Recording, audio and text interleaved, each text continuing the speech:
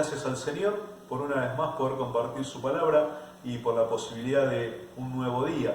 Seguimos como venimos haciendo hace un par de fines de semanas, desarrollando y viendo el Evangelio de Juan. Llegamos en el pasado a ver hasta cuando el evangelista describe que el Señor estaba lleno de gracia y de verdad, y de que eso se veía claramente en él. Ahora, luego de esto, el evangelista registra y empieza a describir el testimonio de un personaje del cual todos los evangelistas escriben y no pasa inadvertido por ninguno, y es Juan el Bautista. Juan el Bautista claramente es el precursor del Señor, aquel que va adelante anunciando la venida, la manifestación, la aparición inminente del Mesías, quizás copiando o haciendo aquello que hacían en la antigüedad cuando un rey iba a visitar una ciudad o un país. Él no simplemente llegaba de sopetón como sin aviso previo, sino que antes enviaba a su mensajero diciendo que él vendría, cuándo iría y a qué iría. Y esto es lo que hace Juan. Por eso aquellos que se bautizaban en el bautismo de Juan preparaban y predisponían su corazón para esperar al Mesías, aquel que habría de venir. De hecho, por eso también es el título y el apodo que tiene esto de Bautista, porque tenía que ver con el oficio que él desarrollaba. Ahora, Juan el Bautista no solo es el precursor, sino que es profeta, porque él está anunciando, y es el último profeta, y un profeta que surge después de 400 años de silencio, lo que conocemos como el período de silencio entre un testamento y otro testamento. Y después de 4 siglos en el que Dios no se había manifestado, en el que Dios no tenía un representante suyo, uno que hablase de su parte, hubo algunos falsos profetas, pero nadie con la autoridad de Dios que representase a Dios, eso era un profeta, hubo en ese tiempo. Y Juan vino a romper con ese silencio. Es interesante que los profetas, tanto Juan como todos los otros profetas en la Escritura, si hay algo que no tenían era el don de misericordia. Ellos simplemente transmitían la palabra que venía de parte de Dios a ellos y así la comunicaban. O cuando tenían una visión simplemente la transmitían, pero no estaban considerando lo sensible del auditorio, lo sensible y lo fuerte que podía llegar a ser la palabra que tenían para decir. Ellos simplemente lo comunicaban y caiga como caiga. Y un caso testigo de esto es el ejemplo de Jonás cuando va a predicar a Nínive, después de su travesía en el capítulo 3, versículo 4. Él empieza a predicar y su predicación era: de acá a 40 días Nínive será destruida. Bueno, muchas veces así era como hablaban, y por lo general así era como hablaban. Eran poco pedagógicos, si puedo, o poco empáticos los profetas. Ellos se esmeraban en ser lo más fidedignamente posible en la comunicación de la palabra de Dios, y eso es lo que ellos hacían. Juan el Bautista era claramente un profeta hecho y derecho. Ahora, a un nivel familiar, Juan el Bautista era primo del Señor. Su atuendo personal era piel de camello, un cinturón de cuero, comía miel silvestre y langostas, vivía en el desierto. Una vida singular de un profeta que estaba esperando oficiar como tal y esperando manifestarse en servicio al pueblo. Ahora, el evangelista del libro que estamos estudiando empieza a mostrar el testimonio de este profeta, y lo hace en 3 conversaciones diferentes, en 3 días diferentes y con 3 públicos diferentes. El primero de estos se da en el versículo 19 del capítulo 1 y dice: este es el testimonio de Juan. Cuando los judíos enviaron de Jerusalén sacerdotes, y por cierto, cuando la expresión en el Evangelio de Juan habla de judíos, por lo general, él también era judío, pero por lo general se refiere a los líderes religiosos, a aquellos políticos que tenían que ver con la administración del Sanedrín. El Sanedrín era su parlamento donde tenían y donde legislaban y donde ejecutaban juicio en todo lo que tenía que ver con la vida de los palestinos. Podían hacer de todo, decidir de todo, legislar de todo, lo único que no les estaba permitido hacer era dictar sentencia de muerte, pero después en todo lo que tenía que ver con su vida en cuanto a orden, ellos lo podían legislar. Y cuando el evangelista Juan se refiere a judíos, se está refiriendo a aquellos líderes o a aquellos que venían de parte de los fariseos. Por eso decimos que eran aquellos del Sanedrín. Le preguntaron y le dicen, ¿tú quién eres? Y él dice en el versículo 20, confesó y no negó, sino confesó, yo no soy el Cristo. Y le preguntaron, ¿qué pues? ¿Eres tú Elías? Dijo, no soy. ¿Eres tú el profeta? Y respondió, no. Le dijeron, pues ¿quién eres? Para que demos respuesta a los que nos enviaron. ¿Qué dices de ti mismo? En el versículo 23 dijo, yo soy la voz del que clama en el desierto, enderezad el camino del Señor, como dijo el profeta Isaías. En el versículo 25 le preguntaron y le dijeron, ¿por qué pues bautizas si tú no eres el Cristo, ni Elías, ni el profeta?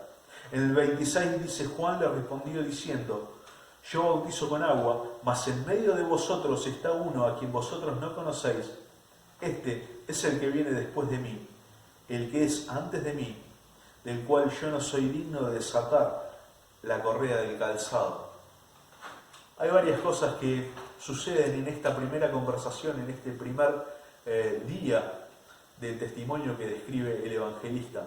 Está Juan y vienen estos líderes religiosos o estos enviados de los líderes religiosos diciendo, ¿y vos quién sos?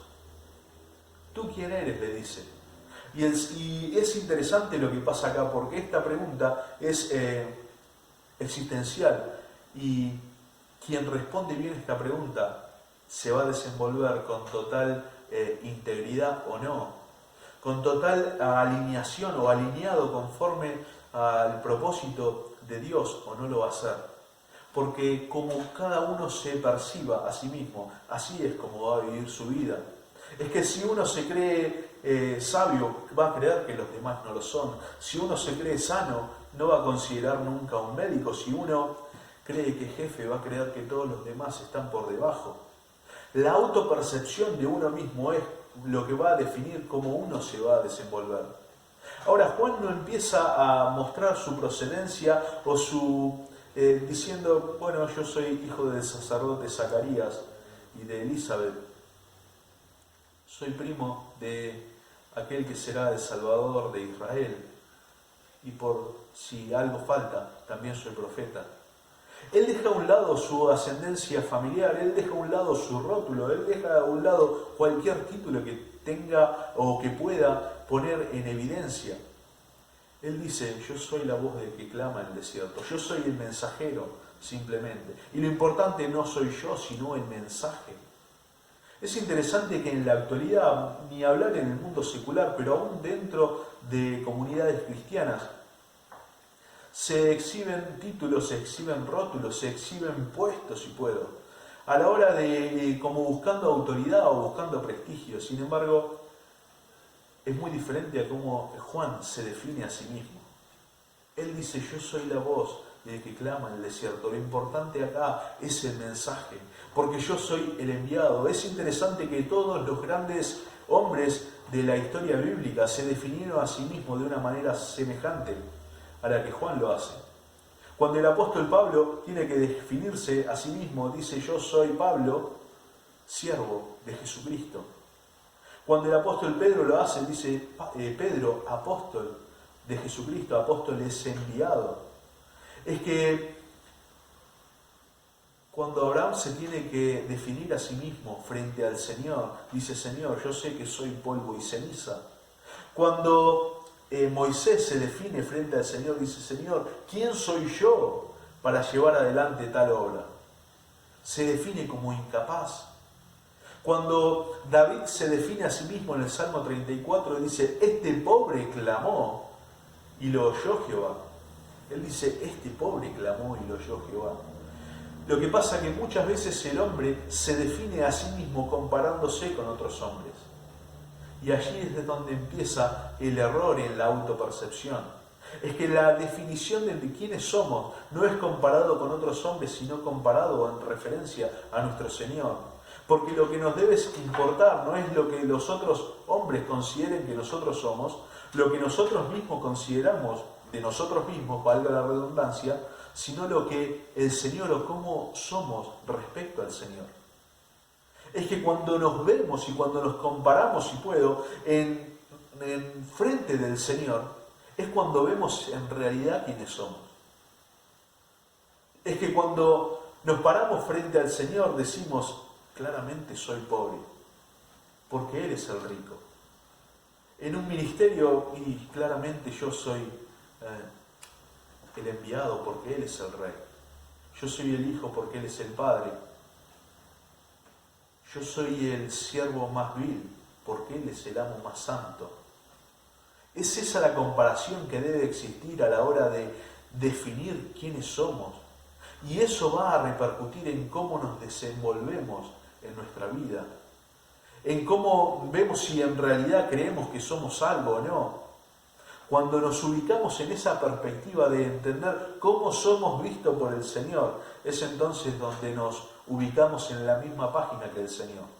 Dice el apóstol Pablo en Romanos capítulo 12, versículo 3, nadie tenga más alto concepto de sí que el que deba tener, sino que piense de sí con cordura, conforme a la medida de la fe que Dios ha repartido a cada uno. Nadie tenga más alto concepto de sí. Es que cuando alguien tiene un concepto equivocado, diferente al que tuvieron los grandes hombres de Dios o los grandes héroes de la historia bíblica, es cuando empieza la soberbia, la altanería, el orgullo, la altivez de espíritu. Es cuando se deja de considerar al Señor como el Señor y como que estamos en un lugar participando y siendo merecedores de un lugar que jamás seremos merecedores.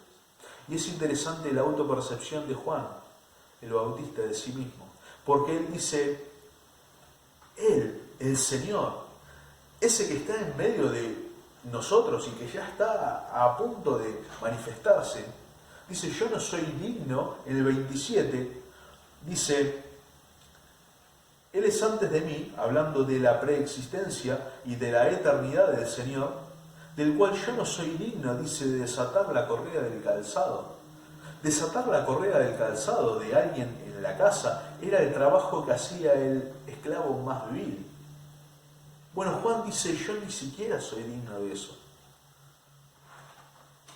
Hay un texto que dice, el que se enaltece será humillado y el que se humilla será enaltecido. Porque es interesante la autopercepción que Juan tiene de sí mismo. Ahora es interesante y es notable ver la percepción que el Señor tenía de este hombre. La percepción que tenía de aquel que expresó de sí mismo estas palabras. Él dice en Mateo 11:11, de los nacidos de mujer no hay otro mayor que Juan. Él es el más grande.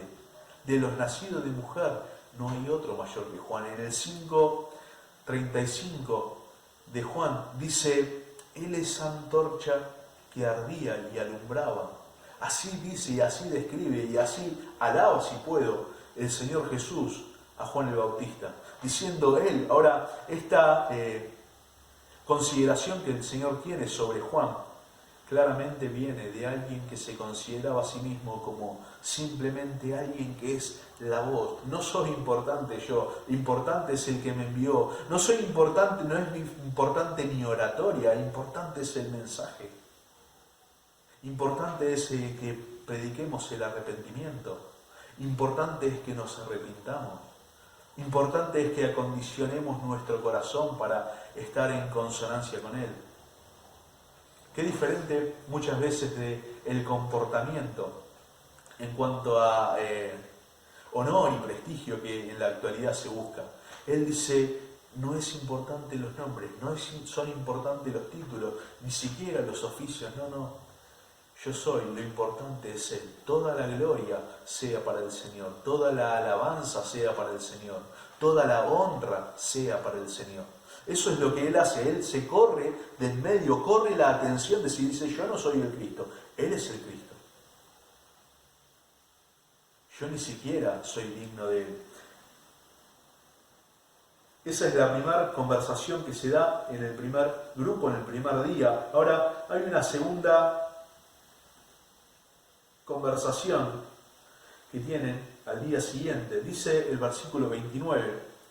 Al día siguiente vio Juan a Jesús que venía a él y dijo: He aquí el Cordero de Dios que quita el pecado del mundo. Este es de quien yo dije: después de mí viene un varón, el cual es antes de mí, porque era primero que yo. Y empieza a describir y continúa testificando y dando argumentos de por qué el Señor es el Cordero de Dios y cuál era su ministerio y todos los argumentos. Ahora, lo que me llama la atención que esto que hace Juan allí no es una frase aislada. Esto de que Él es el Cordero de Dios que quita el pecado del mundo no era algo que simplemente lo dijo a la orilla del río, donde los que estaban allí, que escuchaban, de una, bien o mal, comulgaban con lo que Él decía. Podían aceptar o no, pero entendían y estaban de acuerdo con lo que Él decía. Él no simplemente lo dice allí, Él sostenía eso como un lema y como pilar en su vida. Él es el Cordero de Dios, y lo voy a decir acá, y Él es el que trata con el pecado del mundo, porque Él vino a tratar con esa cuestión que tanto afecta al hombre y que tan perjudicial es para el hombre y que tanta distancia pone entre el hombre y Dios. Él justamente vino a tratar con eso y lo lleva a todo lugar, lo lleva hasta las últimas consecuencias, sin importar frente a quién lo diga o en el contexto que lo diga. Y menciono esto porque es Juan el Bautista, este mismo personaje, el que no solamente lo dice ahí, sino que en un momento está enfrente de Herodes, un gobernante romano, pagano, que había tomado a la mujer de Felipe, su hermano, y Juan le dijo: no te es lícito tomarla por mujer. Esta declaración de Juan lo llevó a la cárcel. Alguien diría poco diplomático. ¿Por qué no le empezó, qué te parece, a buscar ser condescendiente, a buscar ser un poco más amigable, a decirle: mirá, charlémoslo, yo sé que todos los hombres tienen debilidad, pero me parece que lo que estás... Él simplemente le dijo: no te es lícito tomarla por mujer. Ahora, lo que me llama la atención de que esto en Juan, esto de que Él es el Cordero de Dios que quita el pecado del mundo, formaba parte de su vida. Él lo tenía muy claro y no tenía problema en sostenerlo frente a quien fuese. Él entiende y Él testifica porque Él sabe de dónde viene el mensaje. Él sabe que no puede ser condescendiente, Él sabe que no puede ser suave en la predicación, Él sabe que no puede buscar atenuar en nada el mensaje. Él sabe esto. Ahora, respecto a esto, es triste y llamativo ver cómo parte del cristianismo en la actualidad busca ser condescendiente y busca adoptar e importar cuestiones del mundo para ser más decoroso, si puedo, lo que tiene que ver con la adoración y lo que tiene que ver con la congregación de los santos. De manera que en la actualidad mucho del cristianismo está más preocupado en hacer sentir cómodo al pecador que en buscar que los santos sean más santos. En que no se vayan a querer sentir confrontados, en que no vayan a querer sentir tanto impacto como que no quieran entrar a escuchar un mensaje, sino que bueno, hay que hacerlo sentir cómodo, generar actividades para que después, a la pasada, al final, en algún momento, predicarle algo del Evangelio. No tiene nada que ver eso con el Evangelio verdadero. No tiene nada que ver eso con atraer de una forma al pecador para aquel que es enemigo de Dios, para después decirle, como quien no quiere la cosa: bueno, en realidad sos pecador. No tiene nada que ver con eso. Y muchas veces el cristianismo importa costumbres y modas del mundo para atenuar el mensaje y que no suene tan duro. Es interesante ver cómo a veces se busca ser cool, divertido. En cuanto a prácticas, por ejemplo, si el mundo tiene su cuestión en música de penumbras y luces que se prenden, se apagan, humos y demás cosas. Bueno, nosotros también lo podríamos hacer, o el cristiano también lo puede hacer, siempre y cuando lo haga para Dios. Y si ellos entran, flotan cantando y haciendo todas sus alabanzas, bueno, el cristiano también puede entrar en algo de trance, como nada tiene que ver eso con la alabanza que enseña la Escritura, en la cual nos sugiere el hecho de estar completamente al mando, en y con control de nuestros sentidos, para adorar con razón y con conciencia plena a nuestro Señor. Nada tiene que ver el mensaje de la Escritura, nada tiene que ver el mensaje del Evangelio, nada tiene que ver la predicación del Hijo de Dios, de aquel que tiene el mensaje encomendado por parte de Dios, con atenuar el peso, atenuar lo contrastante del mensaje de Dios. Nada tiene que ver. Es simplemente el hombre queriendo maquillar, y me llama la atención cómo el apóstol Pablo, cuando le escribe a los Gálatas, les dice, el que agrega, en los primeros versículos dice, el que agrega algo al Evangelio, sea lo que fuese, el que agrega algo al Evangelio, simplemente está adulterando el Evangelio, y eso ya no es el Evangelio. El hombre queriendo maquillar, cómo la pedagogía en la actualidad ha calado tanto en cuestiones de enseñanza, en cuestiones de desarrollo en actividades o en cuestiones de oratoria.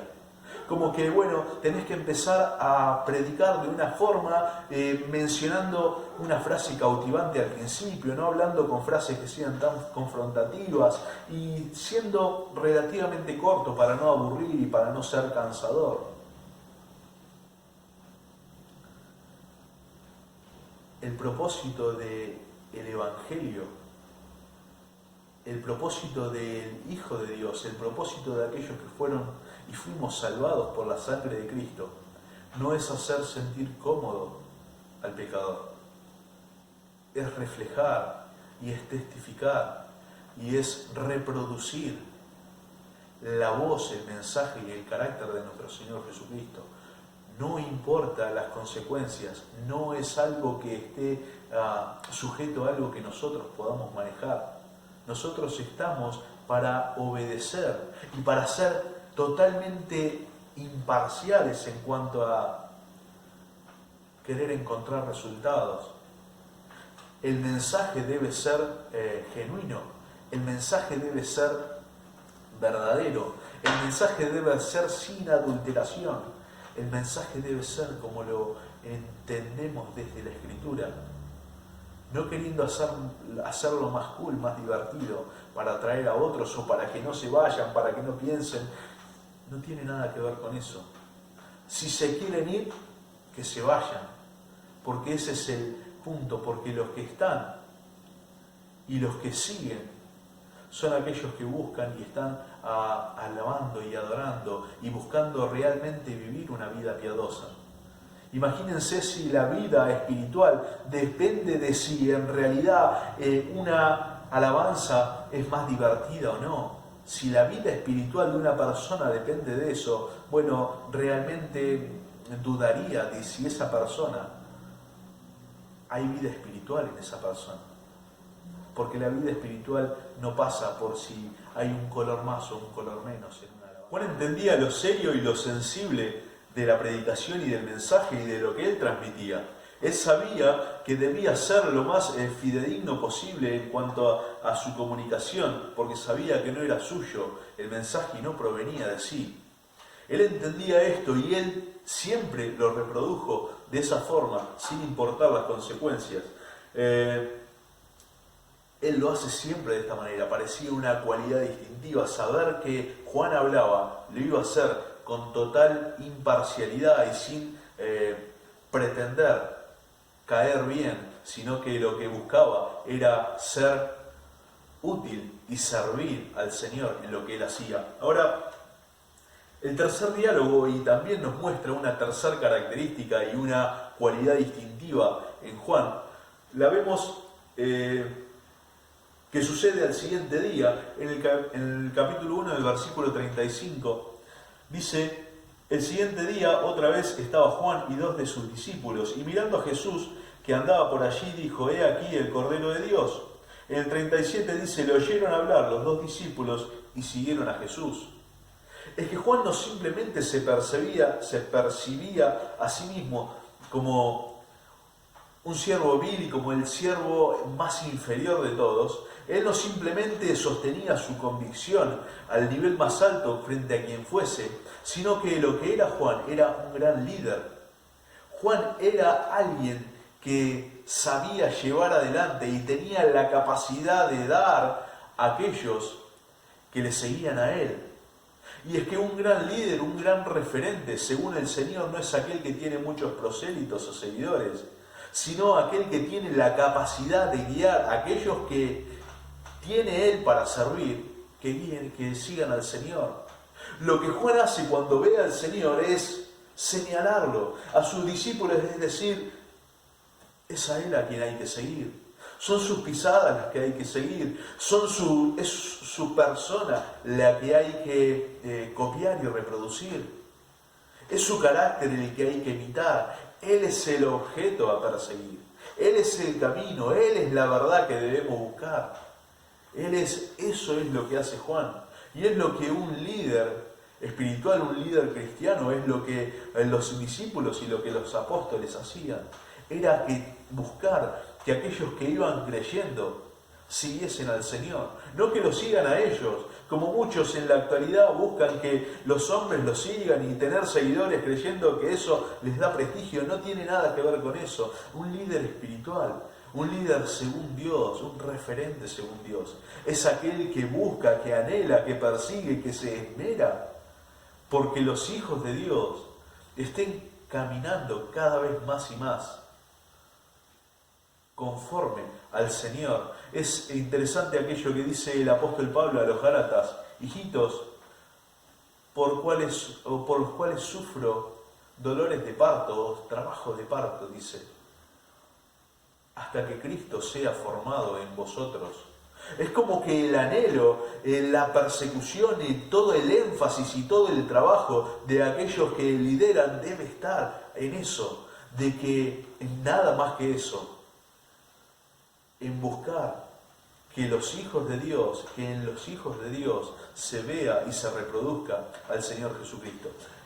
Juan el Bautista, este precursor del Señor, que es narrado por todos los evangelistas, no simplemente se corre del medio mostrando al Señor diciendo: Él es, yo no soy, Él es, yo soy simplemente el siervo más vil. Él dice que es, y su convicción la mantiene frente a quien sea, y él también era un gran líder, porque lo que hace es mostrar al Señor diciendo: es necesario que el que crezca sea Él y que yo disminuya, apartándose, corriéndose del camino para que toda la gloria, toda la honra, toda la alabanza y todos los aplausos se los lleve el Señor. Esa es la vida, y esa fue la vida de Juan el Bautista, aquel que murió antes que el Señor, uno de los pocos personajes que muere en los escritos de los evangelios, que fue decapitado por mantener sus convicciones hasta el final de sus días. ¿Sí? Agradecemos al Señor una vez más y nos vemos en la próxima.